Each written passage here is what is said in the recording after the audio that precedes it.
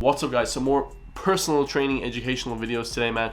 We got smoking versus vaping, which is worse. Now, I think it's all a big psyop, guys. I think that when vaping came out, they said that it was a lot healthier than smoking, but it actually isn't. You know, in my personal opinion, I read a study to say that it's actually 99% much better, but I personally think that that's a whole psyop. You know, that they're just telling us that they're just trying to get people hooked on vaping because it also is good for money making as well. So, but let me know your thoughts in the comments down below. We're gonna see what this one's about, guys.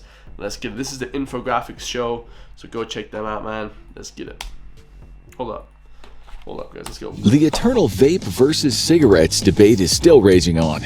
In the red corner, you have cigarettes, the established foul-smelling way to intake your nicotine with years of research behind its effects. In the blue corner, you have the newcomer, vapes, with little research behind their effects and nice-smelling clouds of nicotine to mask their dangerous nature. They've become a crowd favorite, but which alternative is worse for your health? First, let's take a look at smoking. You can smoke lots of things, obviously. Since we here at the Infographics Show don't want to condone anything illegal, let's assume smoking means regular tobacco cigarettes. Tobacco is the common name for plants in the Nicotiana genus, a type of leafy herbaceous plant native to North and South America. The one tobacco subspecies, Nicotiana suaveolens, is found on the east coast of Australia. Whoa. Tobacco plants are a member of the nightshade family, a group of plants that also includes tomatoes and eggplants.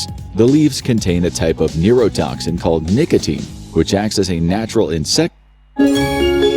What's they gonna say? The natural insect repellent. I feel like that nicotine on its own wouldn't be bad. I'm pretty sure like the Aztecs and stuff used to use it, but when it's mixed with all the other chemicals, it's really bad.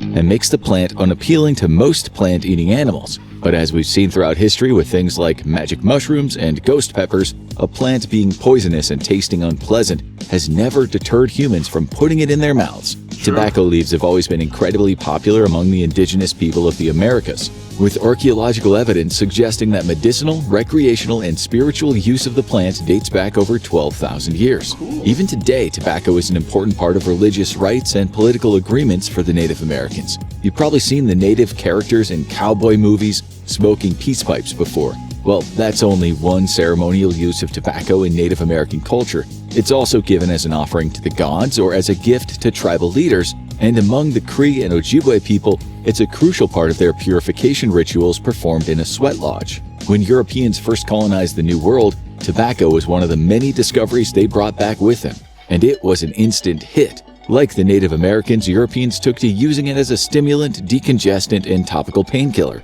But they used it as a decongestant. It definitely makes you more congested and more bad for you, right? It's like, that's not great. But I've never smoked a cigarette or anything in my whole entire life, so this is news to me. Started smoking it recreationally. Doctors raved about its effects in medical journals. One Spanish doctor even claimed it could cure 36 different illnesses in 1571. Jeez. In the 1600s, there was even a popular song by Tobias Hume called "Tobacco is Like Love." But like a lot of things that were used medicinally in the 1600s, tobacco's supposed benefits would later be shown to come with some pretty serious side effects. You're not watching this video from the 1600s, presumably, so we probably don't need to tell you that smoking tobacco is actually really, really bad for you. So let's go through all the negative health effects of smoking tobacco. First off, while nicotine is a very effective stimulant and a painkiller, it's extremely poisonous if consumed in large enough doses. And considering the leaf of Nicotiana tabacum, the tobacco plant most often used to make cigarettes, contains about 20,000 parts per million of nicotine, it's very possible to feel some of these effects if you smoke enough. On the mild end, nicotine poisoning can cause nausea, lightheadedness, nightmares, uncontrollable hiccuping, and flatulence.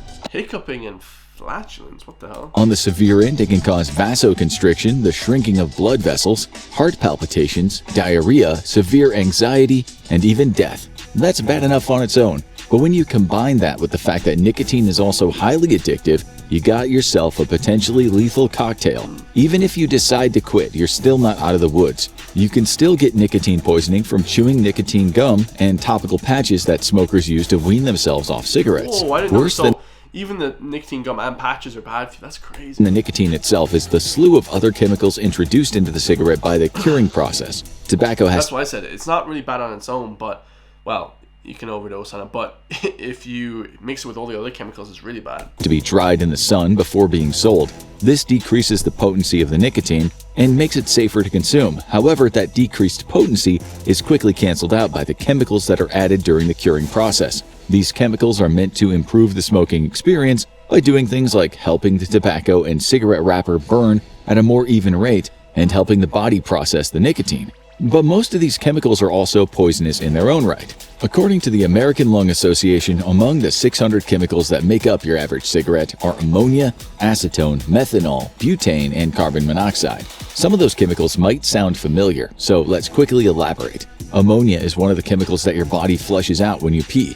It's typically also used to bleach hair and as a component of explosives. Acetone is commonly available as a paint remover. Butane is highly flammable and normally sold as barbecue fuel. Carbon monoxide isn't really used for anything, but it is a byproduct of gas stoves and fireplaces that is so toxic you rarely hear about it outside of the sentence, "Make sure to replace the batteries in your carbon monoxide detector." Yeah. Cigarettes also contain formaldehyde, a preservative used to embalm dead bodies and museum specimens. These chemicals are already pretty scary, but the addition of fire to the equation makes things even more sketchy as it causes those 600 chemicals to combine and So yeah, even having it on its own, like chewing would be better, but smoking it's like the worst thing ever because it actually makes the chemicals even more potent.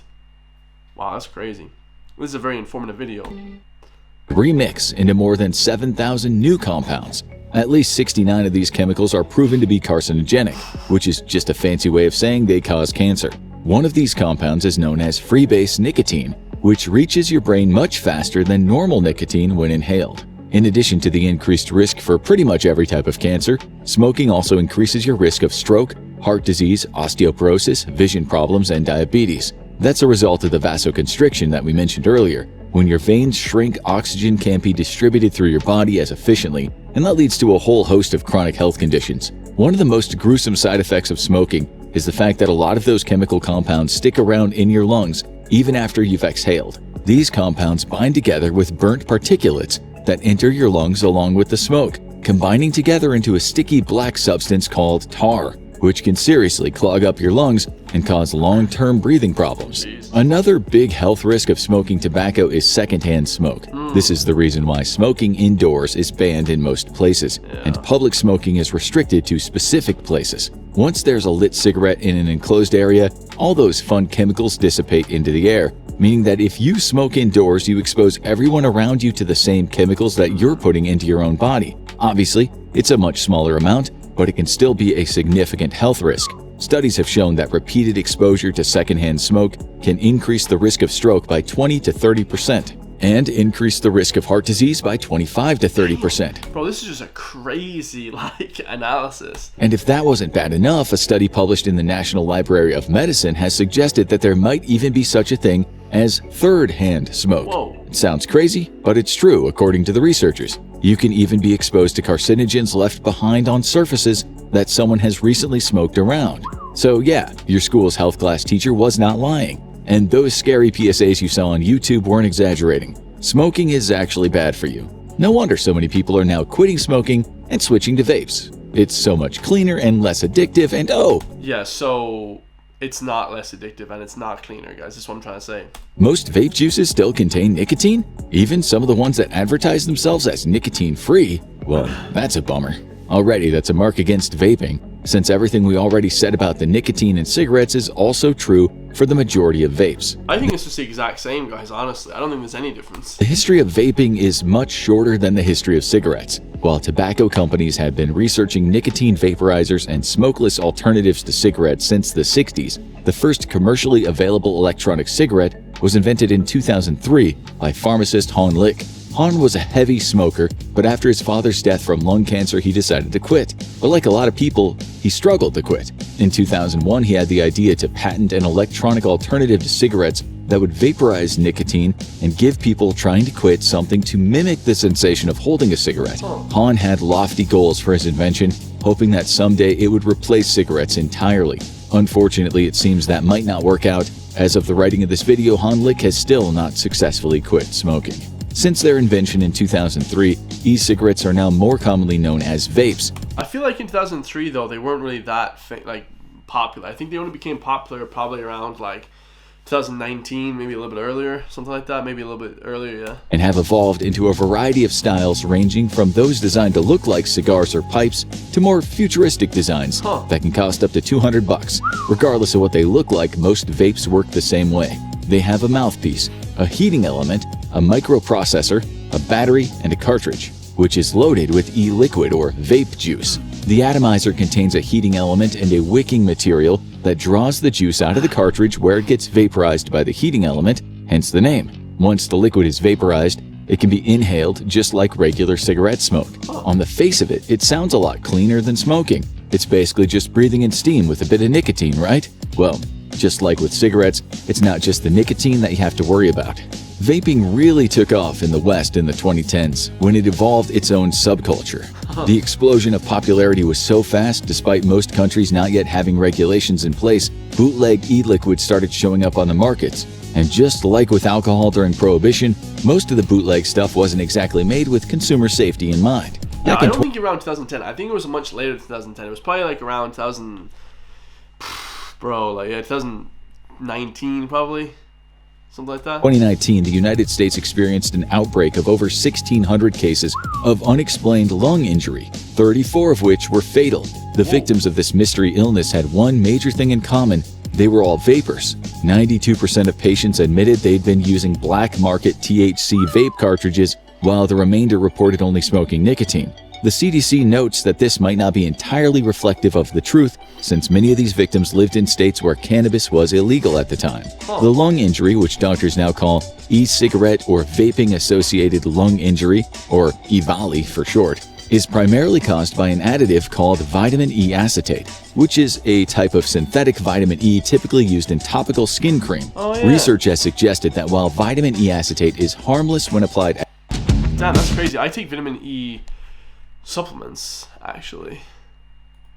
Externally, it might have adverse effects on lung functionality if inhaled. Whoa. Though this is the prevailing theory, the reality is EVALI could really be caused by any number of chemicals and additives that you can find in vape juice. At first glance, vape juice's typical ingredients seem pretty simple.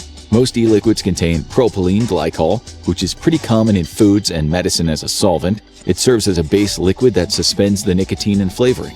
If the e-liquid doesn't use propylene, it'll probably use vegetable glycerin, a food thickening agent, which serves the same purpose but creates a denser vapor. With those as a base, the rest of the ingredients are nicotine and whatever food coloring and flavoring the manufacturers feel like adding. A lot of people is it regulated? Probably not, guys. Would look at those ingredients and not see a problem. The kinds of flavorings and additives in e-liquids are probably also found in most kinds of soda. So what's the issue? Well, what they're not taking into account is that even though vapes use electronic atomizers instead of fire, they still create carcinogenic substances, even out of non-toxic materials. Since there's still so little regulation on the ingredients of e-liquids, there's always the risk that two perfectly innocent elements, when vaporized, could combine together to create something toxic. There are also plenty of things that, while they're safe to eat, you really shouldn't be inhaling. Take diacetyl, for example. It's got a scary sounding name, but it's fairly common in artificial flavoring used in the US to flavor things like instant coffee, caramel, fruity drinks, and to add a butter-like flavor to microwave popcorn. I've actually heard of that before, yeah. It also occurs naturally in some wines. Sounds pretty tasty, but trust us when we say you do not want this stuff getting in your lungs. That's because if it does, you might develop a chronic condition called bronchiolitis obliterans. This nasty illness is colloquially known as popcorn lung due to the fact that the first recognized cases of it were all employees at a microwave popcorn factory in Jasper, Missouri. They spent so much time around the diacetyl that they ended up breathing in enough of it to become toxic. Following the discovery of the disease, a lot of food companies have switched out diacetyl for less harmful flavor compounds, but since it's still approved by the FDA, it still finds its way into a few products. As you can probably guess, flavored vape juice is one of them. A 2016 study published in Environmental Health Perspectives reported that out of 51 e-liquid flavors, 39 contained diacetyl, another chemical, cinnamaldehyde, which, as you can probably guess, is found naturally in cinnamon, has been shown to impair lung function in a study done by the University of North Carolina.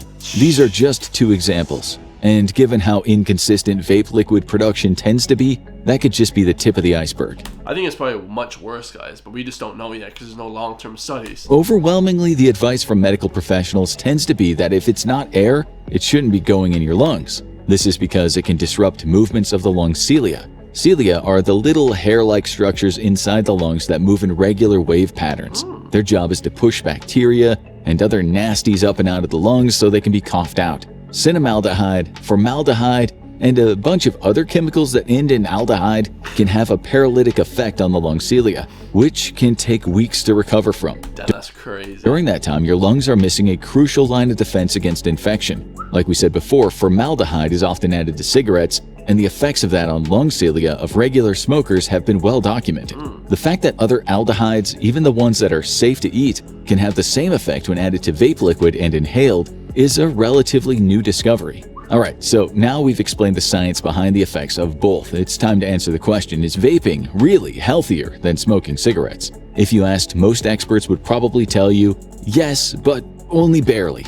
E-liquid contains less nicotine than your average cigarette, and it usually doesn't contain any acetone or butane, but that doesn't automatically make it a healthier alternative. In fact, given that the effects of vaping still aren't fully understood, it is likely that new information could come out sometime in the future that proves it's just as bad for you as cigarettes. What about the commonly heard claim that vaping can help people quit smoking? Unfortunately, despite his hopes that his invention would make smoking obsolete, Honlick's ability to quit himself is pretty typical for a vapor. Most vapors continue to smoke cigarettes even after they start vaping. Emily Banks from the Australian National University Centres for Epidemiology has said that based on her research, there was limited evidence to suggest that vaping can help people quit smoking. So basically everything I thought was correct was correct. As for secondhand smoke, Wow. There's not much research currently on whether or not walking through that guy's hot dog scented vape cloud at the bus stop is going to put you at risk for lung disease, but a lot of people have theorized that we ought to err on the safe side and restrict vaping in public the same way we restrict smoking. Ultimately, e-cigarettes are still such a new technology, it's impossible to know the full extent to which they can be harmful to your health. The fact of the matter is, there's probably no fully safe way to consume nicotine on a regular basis. That's crazy, that's actually crazy, right? That means at least you can just have to limit it. Comes to the question of which one is the least bad, the World Health Organization's website probably sums it up best. Both tobacco products and e-cigarettes pose risk to health. The safest approach is to use neither. Now check out, this is what I agree, guys. Quit smoking, or at least try and stop, man. I love you guys all. I literally thought the same thing, guys. Like, we've been psyoped for years. Like, they said to us literally when e-cigarettes came out, they said, oh, e-cigarettes are 99% healthier.